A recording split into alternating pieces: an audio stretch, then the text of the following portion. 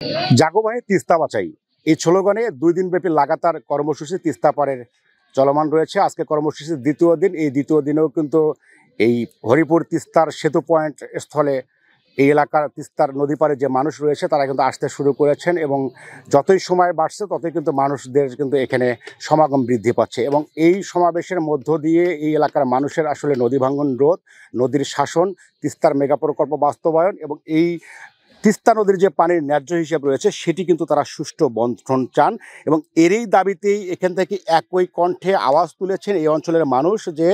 তারা তিস্তার পানির ন্যায্য হিসেবটি এবার আদায় করেই ছাড়বেন, এমনটি কিন্তু এই এলাকার মানুষজন দাবি করছেন। তারা আসলে বিগত সময়ে এই তিস্তার যে আন্দোলন সংগ্রাম, নদী বাঁচাও আন্দোলন হয়েছে কিন্তু সেগুলো বরাবরই উপেক্ষিত হয়েছে, এগুলো কখনোই আলোর মুখ দেখেনি। তবে এবার এই 2 দিনের যে লাগাতার কর্মসূচি সেই কর্মসূচি থেকেই আসলে তারা জানান দিতে চান যে এইবার তারা আসলে এই দাবিটি বাস্তবায়ন করেই ছাড়বেন এবং এই অঞ্চলের মানুষের কিন্তু এখন একটি দাবি, সেটি হচ্ছে তিস্তার মহাপরিকল্পনা বাস্তবায়ন এবং তিস্তার যে পানির ন্যায্য হিসাব রয়েছে সেটির আসলে বাস্তবায়ন কিন্তু তারা চাচ্ছেন। এই এলাকার মানুষরা যুগ যুগ ধরে তিস্তার যে করাল গ্রাস, তিস্তার যে ভয়াল ভাঙ্গন, সেই ভাঙ্গনের হাত থেকে কিন্তু ভিটামাটি যেমন রক্ষা পায়নি, জীবন জীবিকাও কিন্তু রক্ষা পায়নি এবং এই এলাকার মানুষদের যে নদীর তীরবর্তী যে ফসলি জমি রয়েছে, যে ফসল দিয়ে তারা জীবন জীবিকা নির্বাহ করে, সেই ফসলি জমিও কিন্তু বর্ষা মৌসুমে বন্যার মধ্যে পানিতে নিমজ্জিত হয়ে যায়, তাদের ফসল নষ্ট হয়ে যায়। একই সঙ্গে পানি যখন নদীতে বৃদ্ধি হতে থাকে এবং পানি যখন নদী থেকে কমা শুরু করে তখন কিন্তু তিস্তার দুকুলেই কিন্তু ভয়াল ভাঙ্গনের সৃষ্টি হয়। এই ভাঙ্গনের মধ্যে এই এলাকার মানুষের ভিটামাটি, গাছপালা এবং ফসলি জমি কিন্তু নদীগর্ভে বিলীন হয়ে যায়। বস্তুহারা এই এলাকার হাজারো মানুষের আর্তনাদ, হাজারো মানুষের দুঃখ দুর্দশার কিন্তু চিত্র, যেটি আসলে চোখে না দেখলে এটা আসলে বোঝার উপায় নেই যে এই এলাকার মানুষদের কতটা দুঃখ দুর্দশায় জীবন জীবিকা নির্বাহ করতে হয়। খরা, বর্ষা কিংবা নদী ভাঙ্গন তাদের যেন নিত্যদিনের সঙ্গী। এই মানুষগুলো আসলে জীবন জীবিকার বেঁচে থাকার একমাত্র সহায় সম্বল অবলম্বন তিস্তা পাড়ের যে ফসলি জমি রয়েছে, বালুচরের এই জমিতেই কিন্তু তারা ফসল ফলিয়েই কিন্তু তারা 3 বেলা খাবার সংগ্রহ করেন এবং এখানকার অধিকাংশ মানুষরাই কিন্তু খেটে খাওয়া মানুষ, তারা কিন্তু কর্মজীবী মানুষ, দিন আনে দিন খায়, এমন এই মানুষদের কিন্তু বুক ফাটা আর্তনাদ। আমরা জানি যে গাইবান্ধার সুন্দরগঞ্জ উপজেলার হরিপুর, বেলকা, কাপাসিয়া, চণ্ডীপুর, গাইবান্ধা সদর উপজেলার কামারজানি এবং মোল্লাচর সহ তিস্তা অববাহিকার যে এই অঞ্চলটি রয়েছে সেই অঞ্চল, এখানকার যে 2 কুলের মানুষ রয়েছে সেই মানুষরা কিন্তু সংগ্রাম, নদী ভাঙ্গনের শিকার হয়েই এবং নদীর সাথে যুদ্ধ করেই জীবন জীবিকা কিন্তু তারা পরিচালিত হয় এবং তিস্তা অববাহিকার যে 230 কিলোমিটার যে নদী রয়েছে সেই নদীর মধ্যে এই গাইবান্ধা অঞ্চলের সুন্দরগঞ্জ এবং সদর উপজেলার যে মানুষরা রয়েছে তারা কিন্তু নিত্যদিনের দুঃখ কষ্ট নিয়ে জীবন জীবিকা চলে এবং এখানকার আপনাদেরকে একটু তথ্য দিয়ে আমি রাখি যে গাইবান্ধার এই হরিপুর যে ইউনিয়ন রয়েছে সেই হরিপুর ইউনিয়নের কিন্তু বেশ কয়েকটি পয়েন্টে এখনও শুষ্ক মৌসুম, অসময়ে কিন্তু তীব্র নদী ভাঙ্গন দেখা দিয়েছে। গত 1 মাসের ব্যবধানে এই এলাকার প্রায় শতাধিকের বেশি বসত ভিটা কিন্তু বিলীন হয়েছে, আবাদি জমি বিলীন হয়েছে,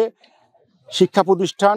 ধর্মীয় স্থাপনা সহ নানান স্থাপনা কিন্তু নদীগর্ভে বিলীন হয়েছে এবং এই একই সঙ্গে এই এলাকার মানুষরা কিন্তু মাথা গোজার ঠাইটুকু যেটুকু তাদের দরকার সেটি কিন্তু তারা আর পাচ্ছেন না এবং আমি গতকালও মেহেরুন্নেছা, আমেনা বেগম এবং রহিমা নামের এক নারীর সঙ্গে কথা বলেছিলাম। রহিমা বেগম তার 26 বছর আগে স্বামীকে হারিয়েছেন, 2 সন্তান এবং 1 মেয়েকে নিয়েই কিন্তু তিনি এই নদীর সঙ্গে যুদ্ধ করে নদীর পাড়ের বাসিন্দা হিসাবে কিন্তু তিনি জীবন যুদ্ধে কিন্তু এখনও বেঁচে আছেন, তবে তার মাথা গোজার ঠাইটুকু নেই। তিনি আসলে তার যে বাড়ির শেষ সম্বল ছিল টিনের বেড়া, ঘরের চাল এবং লেপ তোষক সহ আসবাবপত্র যতটুকু ছিল সেটি নিয়ে কিন্তু এই তিস্তা পাড়ের যে সেতুটি রয়েছে সেই সেতুর পাশে কিন্তু তিনি একটি অস্থায়ী জায়গায় আশ্রয় নিয়ে আছেন। এইরকম হাজারো মানুষের আর্তনাদ, হাজারো মানুষের বাড়িঘর হারিয়ে কিন্তু তারা আসলে নিঃস্ব হয়েছেন, অনেকে যাযাবরের মতো কিন্তু দিনাতিপাত করছেন এবং এই অঞ্চলের মানুষরা যেটি বলছেন যে নদী ভাঙ্গনের শিকার হয়ে এবং বন্যার সময় অনেকেই কিন্তু এলাকা ছেড়ে অন্যত্র গিয়েছেন এবং আত্মীয়তার যে সম্পর্ক, আত্মীয়তার যে বন্ধন, আত্মীয়তার যে সম্পর্কটি থাকার কথা সেটিও কিন্তু অনেকের বিচ্ছিন্ন হয়ে গেছে। এবং তারা বলছেন যেটি যে এই এলাকার মানুষ কে কোথায় কোন জায়গায় অবস্থান করছেন দীর্ঘদিন থেকেও কিন্তু তাদের সম্পর্কে কিন্তু তাদের খোঁজ নেই এবং তাদের সম্পর্কেও তাদের এই বিষয়গুলো কিন্তু তারা জানেন না। আমরা এই তিস্তাপাড়ে এসে তিস্তাপাড়ের মানুষদের সঙ্গে কথা বলার চেষ্টা করেছি। এই মানুষরা কিন্তু দীর্ঘদিন থেকে এই তিস্তা নদীর শাসন, তিস্তা নদীর খনন এবং তিস্তার যে পানির যে ন্যায্য হিসাব রয়েছে সেটি কিন্তু বরাবরই দাবি জানিয়ে আসছিলেন। বিগত সময়ে এখানে মানববন্ধন, সভা সমাবেশ, বিক্ষোভ মিছিল সহ বিভিন্ন ধরনের কর্মসূচি হয়েছিল, বিভিন্ন ধরনের আয়োজন হয়েছিল, কিন্তু এই দাবি যেটি তারা উত্থাপিত করেছেন সেই দাবিটি কিন্তু আসলে বিগত সময়ে যারা সরকার ছিলেন তারা কিন্তু কর্ণপাত করেননি, তাদের দাবিটি কখনো বাস্তবায়ন হয়নি, দাবিটি কিন্তু বারবারই উপেক্ষিত হয়ে আসছে। তবে এই বারের যে ব্যতিক্রমী আন্দোলন, ব্যতিক্রমী কর্মসূচি তিস্তাপাড়ের মানুষরা নিয়েছেন, একেবারে স্বতঃস্ফূর্তভাবে এই কর্মসূচিতে মানুষ অংশ নিচ্ছেন। বিভিন্ন শ্রেণী পেশার, বিভিন্ন সামাজিক সাংস্কৃতিক সংগঠন এবং বিভিন্ন রাজনৈতিক সংগঠনের নেতারাও কিন্তু সংহতি জানিয়ে এই কর্মসূচিতে যোগ দিচ্ছেন। গতকালও আমরা দেখেছি কর্মসূচিতে মানুষের কিন্তু গণজোয়ার সৃষ্টি হয়েছে, তারা স্বতঃস্ফূর্তভাবে অংশ নিয়েছেন এবং আজকেও দ্বিতীয় দিনের যে কর্মসূচি চলমান রয়েছে সেখানেও কিন্তু মানুষদের স্বতঃস্ফূর্ত অংশগ্রহণ রয়েছে। আলোচনা সবার মধ্য দিয়েই আনুষ্ঠানিকভাবে আজকে দ্বিতীয় দিনের যে কর্মসূচি রয়েছে সেটি কিন্তু শুরু হয়েছে এবং একই সঙ্গে এই কর্মসূচির আলোচনা সবার শেষে নাটিকা মঞ্চায়িত হবে, জারি গান হবে, ভাওয়াইয়া গান হবে। এই ভাওয়াইয়া গান, জারি গান এবং নাটক মঞ্চায়িত যেটা হবে সেই নাটকের মধ্য দিয়ে তিস্তাপাড়ের মানুষের যে জীবনের দুঃখ দুর্দশার যে প্রতিচ্ছবি রয়েছে, যে গল্প রয়েছে, সেই চিত্রটি কিন্তু তারা তুলে ধরতে চেয়েছেন এবং এই আন্দোলনের এই কর্মসূচির মধ্য দিয়ে এই অঞ্চলের মানুষদের একটি কণ্ঠে একটি দাবি তারা জানাচ্ছেন যে আর নয় দেরি, আর নয় কোনো অপেক্ষা, অন্তর্বর্তীকালীন সরকারের সময়ে এই আন্দোলন, এই কর্মসূচির যে দাবি আছে, তিস্তার পানির যে ন্যায্য হিসাব রয়েছে, মেগা প্রকল্প বাস্তবায়নের যে দাবি উত্থাপিত হয়েছে সেটি যেন এই অন্তর্বর্তী সরকারের আমলেই কাজটি শুরু হয়। এরপরে যারাই সরকার আসুক তারা যেন এই কাজটি বাস্তবায়ন করে, এমনটি কিন্তু দাবি জানিয়েছেন এই অঞ্চলের মানুষ এবং আন্তর্জাতিক পরিমণ্ডল থেকে শুরু করে সারা বিশ্বের মানুষকে এই কর্মসূচি তুলে ধরার জন্য কিন্তু এই এলাকার মানুষরা কিন্তু দিন রাত পরিশ্রম করে তারা এই তিস্তাপাড়ে অবস্থান নিয়েছেন। আমরা দেখেছি হরিপুর পয়েন্টেও কিন্তু এই অনেক মানুষই কিন্তু গতকাল কর্মসূচি শেষে রাত্রি যাপন করেছেন, নিজেরাই নিজেদের বাড়ি থেকে চাল ডাল নিয়ে এসে কিন্তু তারা রান্না করেছেন, তারা এখানে রাত্রি যাপন করেছেন এবং আজকের কর্মসূচি বাস্তবায়ন করার জন্য কিন্তু সবাই অংশগ্রহণ করেছেন এবং আজকের কর্মসূচির মধ্য দিয়ে সবাই জানান দিতে চায় কোনো অপেক্ষা নয়, আর কোনো সময়ক্ষেপণ নয়, আর কোনো তালবাহনা নয়, আর কোনো ধরনের উপেক্ষিত যেন না হয় এই আন্দোলনের ফলটি, তারা কিন্তু এটি কামনা করছেন এবং সব মিলে বলা চলে যে এই এলাকার মানুষরা এবার কিন্তু সত্যি জাগ্রত হয়েছে, গণজোয়ারের সৃষ্টি হয়েছে। তারা চায় তিস্তার পানির ন্যায্য হিসাব এবং মেগা প্রকল্প বাস্তবায়ন, বিশেষ করে নদী শাসন, নদী খনন করলে এই এলাকার মানুষের যেমন জীবন জীবিকা রক্ষা হবে, তেমনি কিন্তু এই এলাকার বিভিন্ন জায়গায় কলকারখানা স্থাপন হলে কিন্তু সেটি কিন্তু মানুষদের একটা কর্মের কিন্তু একটা সুযোগ সৃষ্টি হবে, যাতে করে এই এলাকার মানুষ নদী ভাঙ্গন থেকে রক্ষা হবে এবং তারা বর্ষা মৌসুমে সঠিক যে পানির নিশ্চয়তা রয়েছে, যে পানি আসার কথা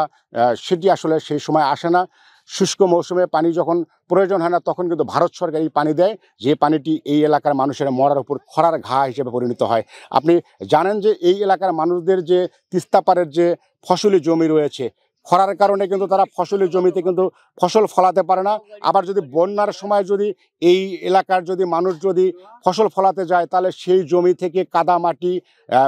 আবর্জনা পরিষ্কার করে যদি ফসল ফলাতে হয় তাদেরকে কিন্তু দ্বিগুণ অর্থ খরচ করতে হয় এবং এই দ্বিগুণ অর্থ খরচ করে উঠতি ফসল কিংবা ফসল আসবে এমন একটি মুহূর্তে কিন্তু আবার বন্যার পানি আসে।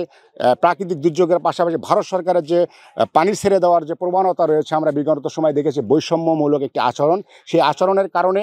উঠতি বয়সের ফসল হারিয়ে কিন্তু কৃষকরা সর্বশান্ত হয়ে যান। তো এই কৃষকরা, এই এলাকার মানুষরা আর সর্বশান্ত হতে চান না, আর তারা আত্মনাদে বুকের কান্না যেটি রয়েছে সেটি আর তারা কাঁদতে চান না। অল্প কিছু সময়ের মধ্যে হলেও যে মানুষ রয়েছে, বৃদ্ধ মানুষ রয়েছে, পুরুষ নারী মানুষের সাথে আমি কথা বলেছিলাম, তাদের বুক ফাটা আত্মনাদ, তারা চান না যে তিস্তার বুকে আর তাদের জীবন জীবিকার বাধাগ্রস্ত হোক, তাদের সম্পদ বসত বিটা হারিয়ে যায় কিংবা ফসলি জমি হারিয়ে যায়। এর থেকে তারা পরিত্রাণ চান, এর থেকে তারা উত্তরণ চান এবং এই মুহূর্তে এই অন্তর্বর্তীকালীন সরকারের সময়ে তিস্তার পানির ন্যায্য হিসাবটির তারা সঠিক বাস্তবায়ন চান এবং মেগা প্রকল্প যেটি রয়েছে সেটির কিন্তু তারা বাস্তবায়ন চান।